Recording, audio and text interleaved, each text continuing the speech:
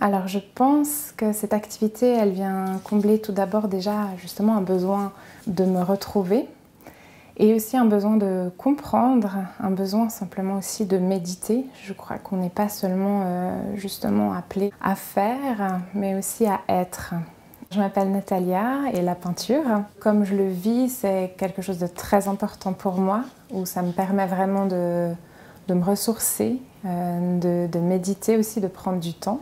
Alors je peins surtout des visages parce que ce qui m'intéresse, c'est vraiment l'autre, les gens qui nous entourent. Et puis essayer de capter ce que moi j'appelle les quêtes muettes qu'il y a derrière chacun d'entre nous en fait. Pas seulement des pensées, pas des jugements justement, mais quelque chose vraiment, qu'est-ce qui nous anime? Qu'est-ce qui fait qu'on est sur cette terre? Pourquoi en fait? Le grand pourquoi de notre existence sur cette terre. Ce que j'aime dans la peinture, c'est que je trouve qu'on est dans une société où tout est noir ou blanc et qu'on peut d'ailleurs passer du noir au blanc de façon très rapide.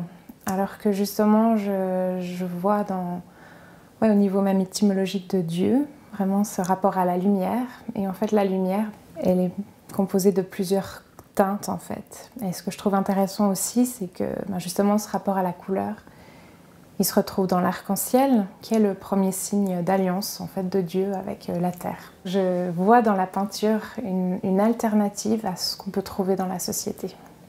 Ce qui est important avec l'or aussi, la couleur dorée, c'est que c'est une teinte qui est beaucoup utilisée pour représenter le sacré. Par exemple, on l'utilise dans la peinture pour les icônes. Et c'est vrai que pour moi, justement, c'est très important de mettre les personnes sur ce fond, dans une volonté aussi de montrer que, en fait, toute cette personnalité, cet intérieur, ce côté unique de chacun, ça a une valeur, c'est sacré.